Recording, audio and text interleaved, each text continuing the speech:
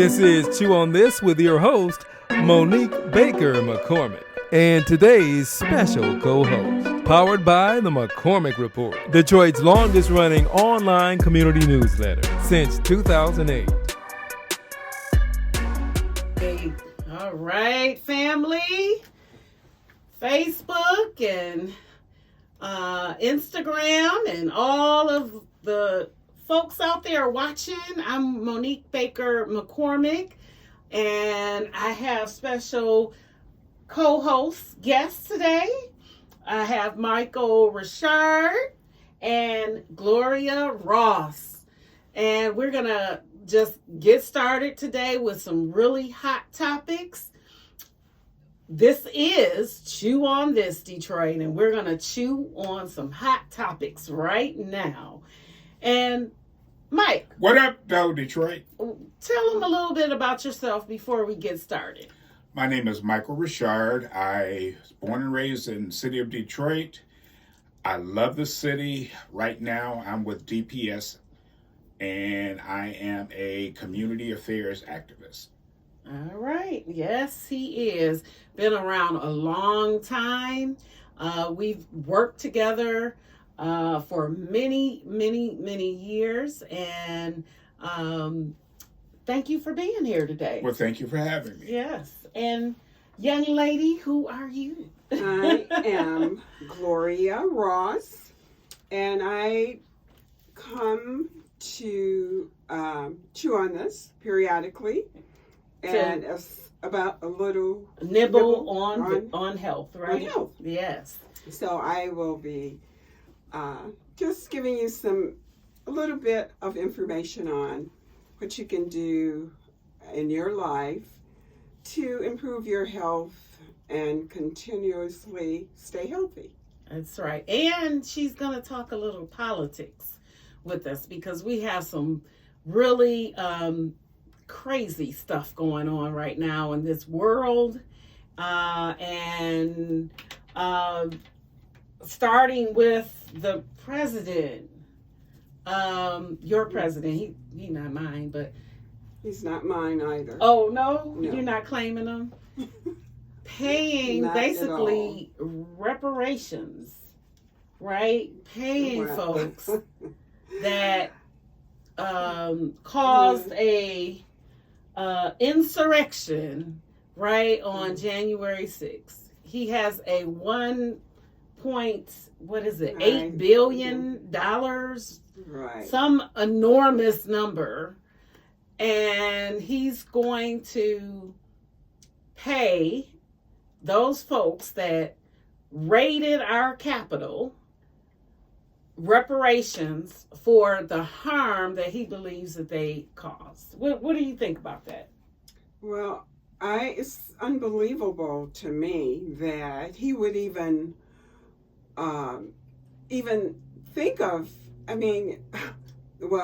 knowing who he is, I'm sure that whoever said, okay, we're going to do this, he went for it.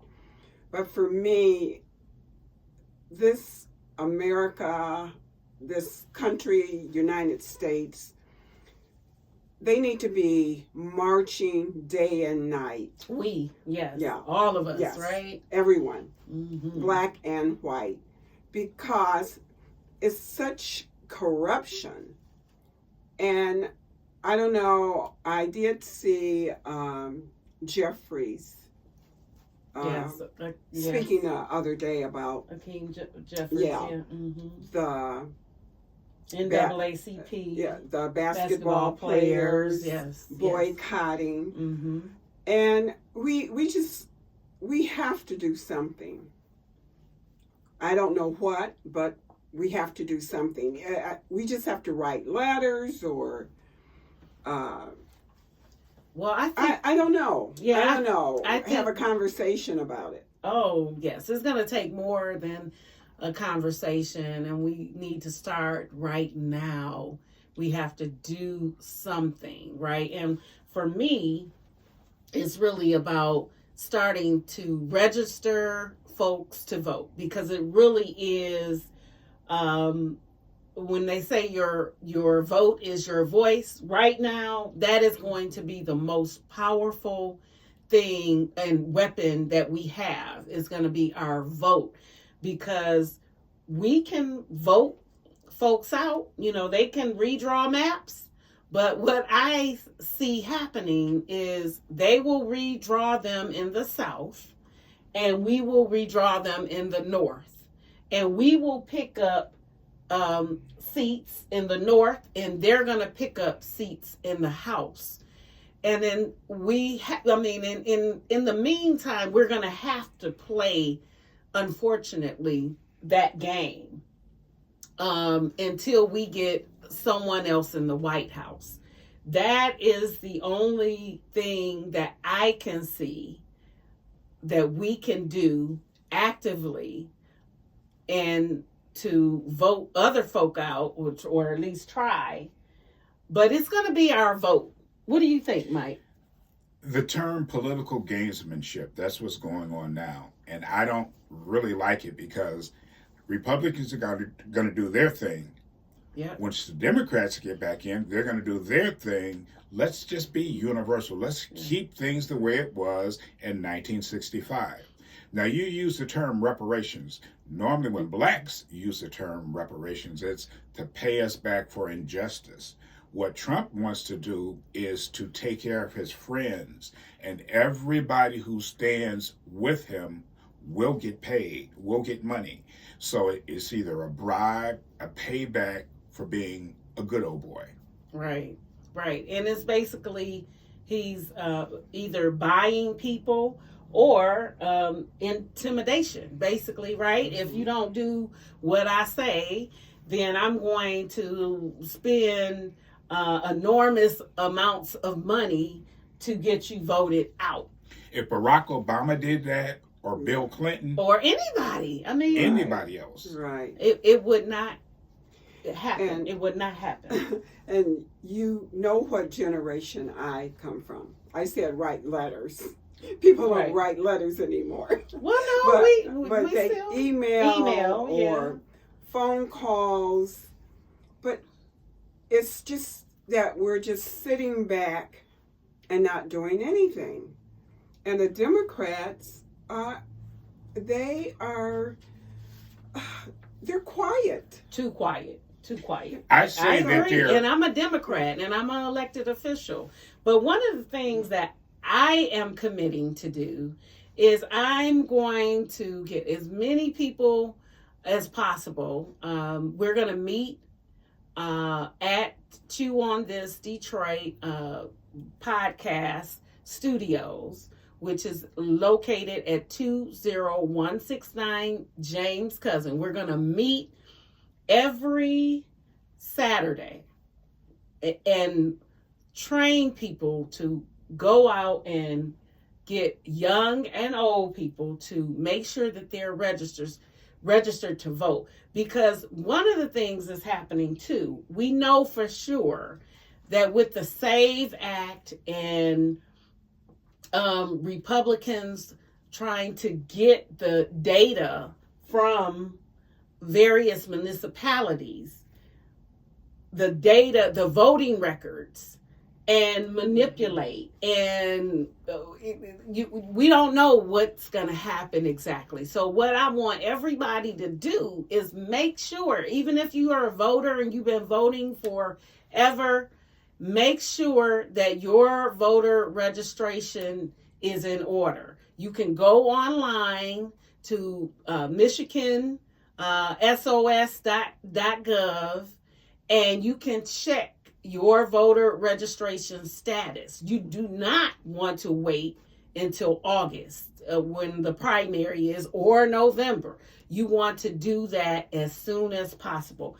And that's what we're going to do, is get together and make sure that we all know what to do, and we can share that information with our schools, with our churches, because in fact, the schools, I say schools because did you know that young people can vote at the age of 16, not vote, register pre-register to vote at 16.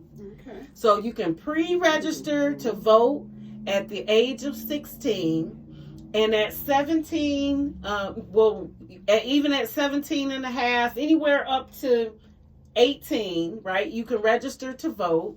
And on your 18th birthday, if you turn that on election day, you can go into the polls and vote. But we have to prepare our young people to vote. And anyone that's sitting around saying that their vote don't matter, well, you can see that it does matter. And it will matter.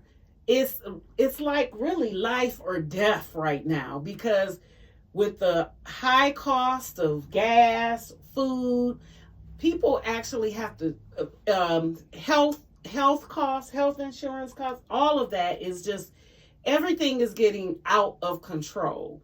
And so we have to really step up. So on this coming Saturday, May 23rd at 1 p.m., just come and join us. We're just starting to galvanize to talk about strategy, what we can do to help us move forward and not backwards. And give them the address one more time. The address, 20169 James Cousins, Detroit. 20169 James Cousins in Detroit. Yes. Perfect. And the other thing is, I feel as if I heard some ministers speaking right before the mayoral election about the number of churches that are in Detroit, or a number of ministers and pastors that are in Detroit. Something like 4,000? Does that sound right? It sounds about right. My thing is, churches, ministers, step up. There was a point in our history where churches led the way. You know, the people, if you don't vote in August, you're not doing what you can do to uplift yourself and Black people all over this country. Because that man that's in the White House right now, he's going to keep coming at us. What will he do next if we don't show him in August that we have some power? That's right. Because he's just going to keep coming, keep doing ridiculous, just taking away our things. Rights. Taking away our rights. And he has 2 years, so he has to come quick. And he is. Every which way. So we have to do something. Yeah. Yes, we do. We do. So let's move on to another topic, a hot off the press topic. I know everybody's talking about it. Mayor Duggan. Let's talk about Mary Waters first. Okay, sure. Mary Waters, Councilwoman Mary Waters, was running for Congress in the 13th Congressional District. It was her, Donovan McKinney, and the current Congressperson Sri Tanandar. The petitions were turned in, and they found out that Mary will not be on the ballot because she had insufficient signatures. So the other candidate also was thrown off. So now it's just going to be Donovan McKinney, who's a young Black man. And he's a Sigma. That's my Sigma brother. And Sri Tanandar, who is the current congressman who is non-African American. I'll put it that way. And so now everybody now is galvanizing behind Donovan McKinney. They want the seat that was held once by Congressman John Conyers. Yes. So this is breaking news because everyone thought it was going to be a 3-way race. Now it's just 2 people. And now it's going to be very, very interesting with a Black gentleman and a non-Black gentleman running. And it's going to boil down to voters. You voters will determine who our next congressperson will be. And that is in the August primary, not November. You cannot wait to vote. We have to vote now. We have some major races going on right now. And I really believe this, every election we say this is the most important, but truly, you all, these elections that are coming up, they're going to make the difference in our lifetime and in our children's life. As you know, everything that our ancestors fought for, 1965 Civil Rights Act, they keep gutting that, taking our rights slowly back. And so that's where all of this redistricting is coming from. It's cutting us out. It's cutting Black people out. So we have to vote. We have no other choice unless we want to be back.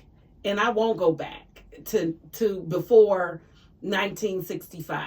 I will not go back. You shouldn't want to go back. You shouldn't want your children to go back.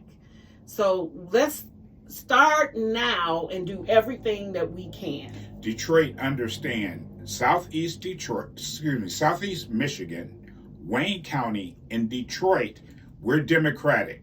Whoever wins the Democratic election in August will win in November. So you cannot wait till November. You have to vote in August because to move them forward. Correct. Yes. So it's vitally important. This is no joke. So I'm going to do my part. If everybody do their part, we're going to be okay. We're going to be okay anyway. But we have to do the work. Commissioner, what happened today? What's so interesting about happening today in politics? Yeah, it's So, our former mayor, Mike Duggan, was running as an independent, which I did not agree with. Meaning, we really only have a two-party system, Democrat or Republican. And then we have some independents. Independents usually go one way or the other in the end, because there's no independent party. So what Duggan decided to do is, even though there's no independent, party per se, he ran independent, so that when you get to the poll, you would still have to choose either him as an independent person running, but again, there's no independent party, but you can vote for an independent person running, or you vote for the Democrat or the Republican. The problem is that when you divide the vote into three, then you're going to split it between, historically, Duggan was like a Democrat, right? So a lot of us voted for him, and we were in our Democrats. Well, if you split the vote up between Jocelyn Benson, she's the other person in the Democratic race. Of course, she's the Secretary of State. I should say Secretary of State Benson. Then it would have been between really Duggan and Benson. And it would have been a difficult task because they would split the vote. And so now Duggan announced that he will no longer be in the race. So this is a easier task for Democrats to get Secretary Benson, in office and to win the primary and move on to the general election. And just so you know, the candidates include for governor. That's what we're referring to. Duggan was running for governor. Jocelyn Benson. There is another candidate, Kim Thompson, and a Chris Swanson. but with very little name recognition, they're kind of discounted. Duggan, of course, and Benson had the most name recognition. And then we have Republicans in the race. Former commissioner Mike Cox, and no, he wasn't commissioner. His wife was commissioner. But Mike Cox is running for governor, which I didn't know he was. And of course, Perry Johnson and John James. You know, John James is the congressional leader that's running as well. So with Duggan out, it's going to be a much smoother race for Benson. Benson, right. What Secretary it was Benson.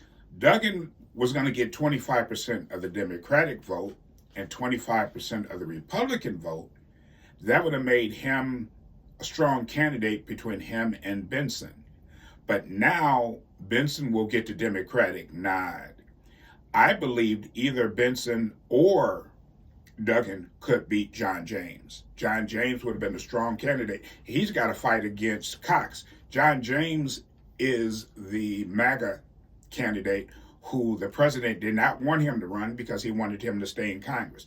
But John James was going to be probably the nominee. Benson now will be able to basically, thank God, beat any Republican candidate. It won't be split either, because Duggan would have caused that, and then possibly a Republican could have got in. So and basically, Duggan said that he could win if he had the money, or he could have won if he would have had the people, but he didn't have the people or the money. So he backed out. So now Jocelyn Benson, I will say future governor Jocelyn Benson. Right. Well, that's what we certainly for. Yeah, certainly hope for. And then we also have the Senate race we'll talk briefly about, and then we're going to go to our next segment, which will be a nibble on health. The Senate race, and that's interesting because you have a Republican candidate, Mike Rogers, that's in that race. And then you also have for a Democrat, or actually 3 Democrats that are kind of, they said that they're all kind of even at this point. Correct. We have Congresswoman Hallie Stevens, who is, by the way, endorsed by the outgoing Stabenow. Senator Stabenow endorsed Hallie Stevens. And then we have Senator Merrill's. Merrill.